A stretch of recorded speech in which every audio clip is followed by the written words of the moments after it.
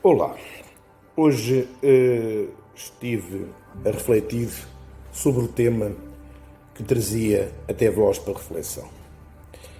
E lembrei-me de um tema que me parece muito ajustado à realidade que vivemos no mundo atual. E o tema é educar para a responsabilidade. Sem estigmatizar nem julgar quem quer que seja, podemos dizer que hoje existe, de facto, uma crise do modelo tradicional de família que é muito mais do que uma crise da família. O que é que isto quer dizer? Educar, em sentido amplo, é muito mais que ensinar e prover a possibilidade do autoconhecimento, é sim transferir valores morais, cívicos e sociais. A educação assim não pode estar confinada, restrita, ao simples ato de ensinar a geografia, a história, o português, a matemática, etc. É muito vulgar escutarmos, por parte dos pais, que querem encontrar uma escola que proporcione ao filho a felicidade e até alguns modos, como por exemplo, na escola X, o meu filho de certeza que é mais feliz. Mas pais responsáveis defendem escolas que privilegiem a disciplina e a metodologia do estudo, já que a atenção, o carinho, o afeto, a felicidade dos filhos é da responsabilidade dos pais. E se as escolas entrarem na vertente deste tipo de felicidade, estão condenadas ao fracasso da sua função, que é ensinar.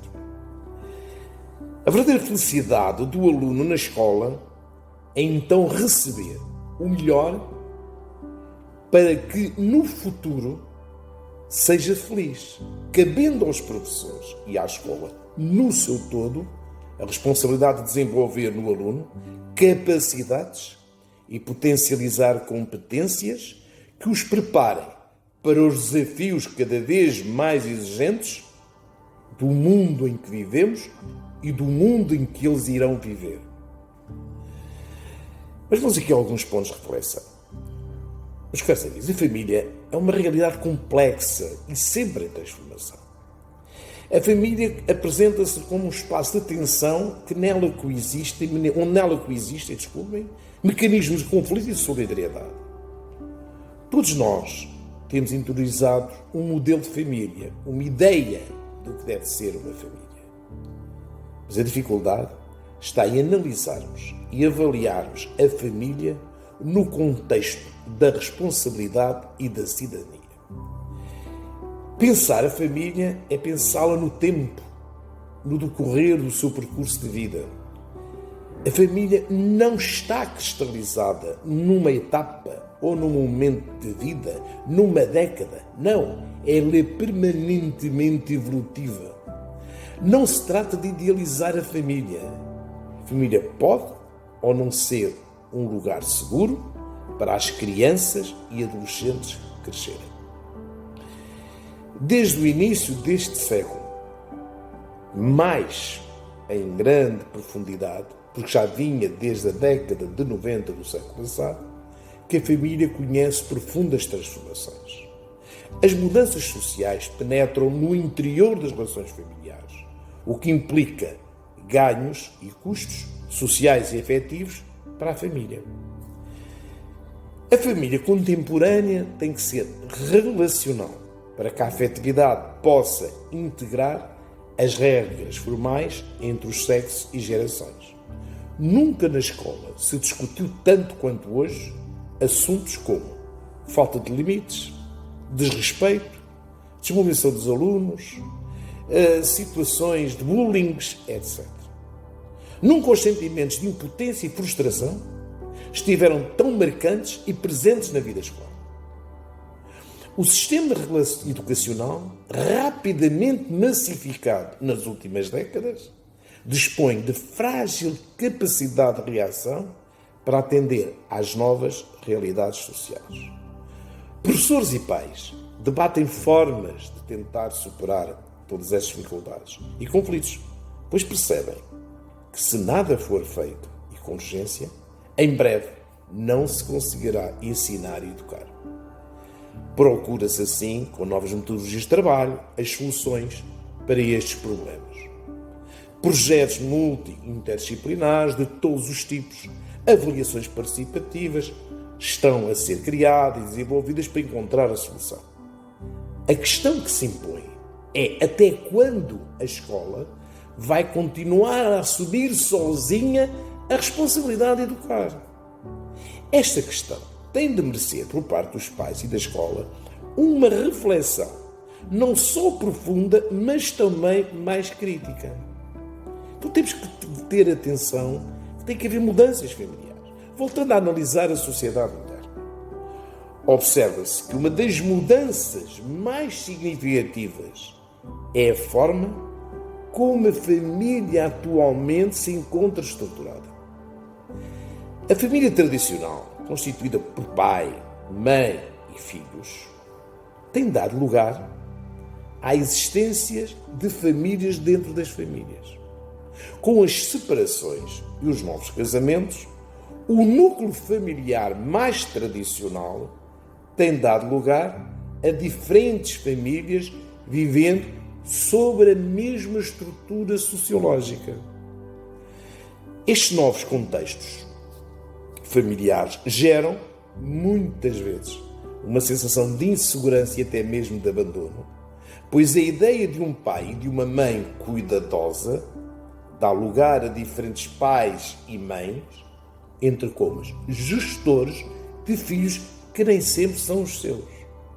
Além disso, esta mesma sociedade tem exigido, por diferentes motivos, que pais e mães assumam posições cada vez mais competitivas no mercado do trabalho, o que origina um não mais direto envolvimento com a parte afetiva que devem ter para com os seus filhos.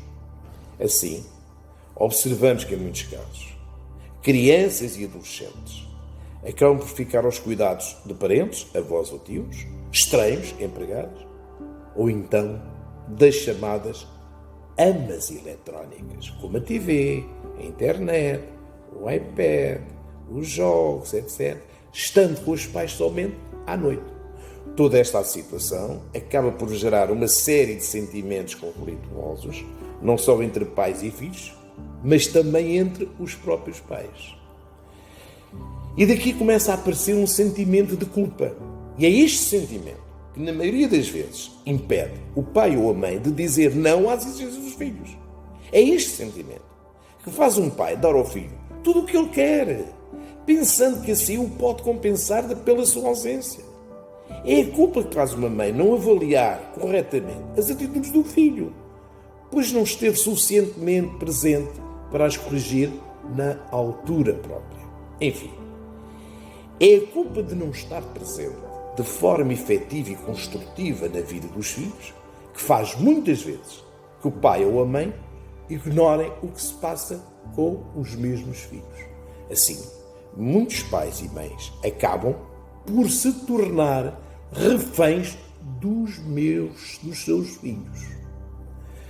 Acontece que muitos pais, pelos problemas já referidos aqui por mim, delegam a responsabilidade à escola, mas não aceitam com tranquilidade que esta mesma escola exerça o papel que deveria ser deles.